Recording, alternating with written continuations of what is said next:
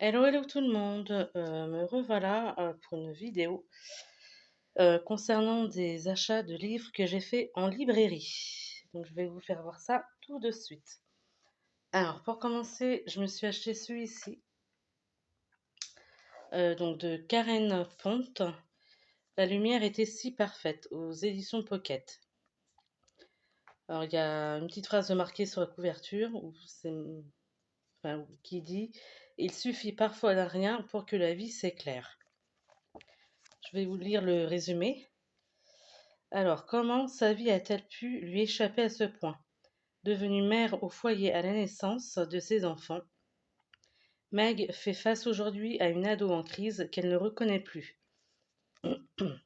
Son mari ne se préoccupe guère des tâches quotidiennes, et puis le coup de grâce, cette saleté d'infarctus qui fauche sa mère avant l'heure. Tandis qu'elle se résout à vider la maison de son enfance, Meg déniche une pellicule photo qui l'intrigue et décide de la faire développer.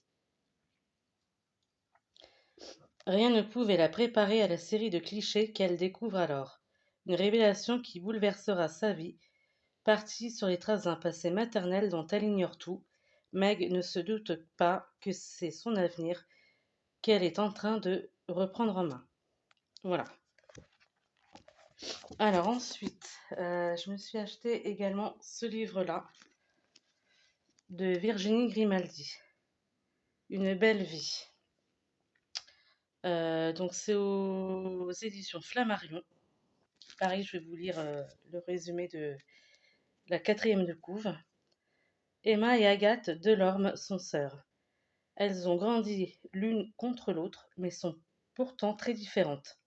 Agathe, la plus jeune, bordélique et ardente, a toujours pris toute la place dans le bain, dans la chambre et dans le cœur d'Emma.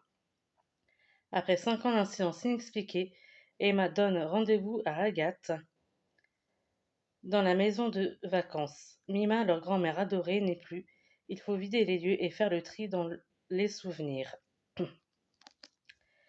Les sœurs de l'homme ont une semaine pour tout se dire et rattraper le manque de l'autre.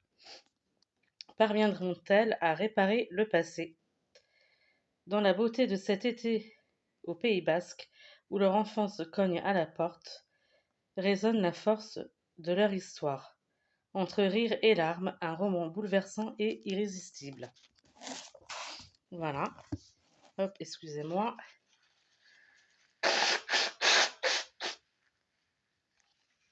Hop. Voilà, pardon. Ensuite, je me suis acheté également ce livre-là, donc de Franck Tillet, ou Tillez, je sais pas trop comment on dit, La famille. Non, n'importe quoi, La faille, pardon. La faille. La frontière entre la vie et la mort est peut-être plus trouble qu'il n'y paraît. Donc une enquête de Charcot. Alors, une interpellation qui tourne au fiasco, un officier admis à l'hôpital en urgence absolue. Pour le commandant Charcot, la lieutenant N. Bell et le reste de l'équipe, la déroute est totale. Violente, mais la soif de justice est plus forte que jamais. Mise à l'écart le temps que l'IGPN tranche sur sa responsabilité, Charcot se lance alors dans des investigations en dehors de tout cadre légal. Une enquête dangereuse et éprouvante qui laissera des traces du fin fond de l'abbaye ancestrale au couloir austère d'un hôpital psychiatrique. Charcot va être confronté à la folie et découvrir que lorsque la science ignore l'éthique, tout peut basculer. Voilà, donc ça me tentait bien. Et donc le dernier livre que j'ai acheté, c'est celui-ci, Pani par Florent, aux éditions Fayard. D'ailleurs, l'autre d'avant, celui-ci, c'est aux éditions Fleuve Noir. Voilà. Donc comme je vous disais, le dernier livre que j'ai acheté, c'est celui-ci, Pani par Florent.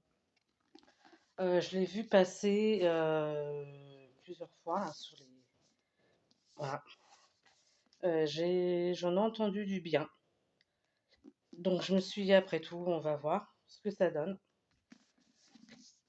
Euh, oui, non, voilà. Donc après, Florent Pagny, c'est vrai que c'est bon. On n'aime pas. Voilà, moi, dans l'ensemble, j'aime bien ses chansons. Voilà. Donc ce qui est bien, c'est que je vais vous faire voir un peu.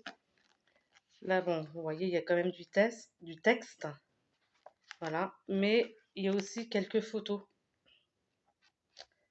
Voilà. Tac et tac. De nouveau du texte. Et puis, on a encore, voilà, quelques photos. Voilà. Donc, oui, hâte de découvrir aussi un peu ce qu'il en est.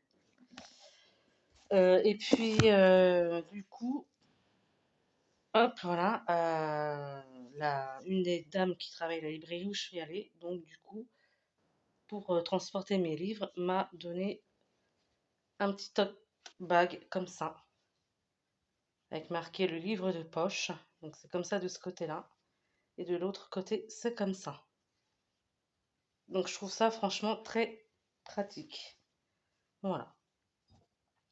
Bah, c'en est tout pour cette vidéo. Donc si elle vous a plu, n'hésitez pas à mettre un petit pouce vers le haut, à me laisser des petits commentaires si vous avez lu un des livres que je vous ai présenté ou même plusieurs, bah, n'hésitez pas à me le dire de ce que vous en avez pensé, si vous avez aimé, pas aimé, enfin voilà. Je vous souhaite plein de bonnes choses et je vous dis à la prochaine. Ciao ciao tout le monde.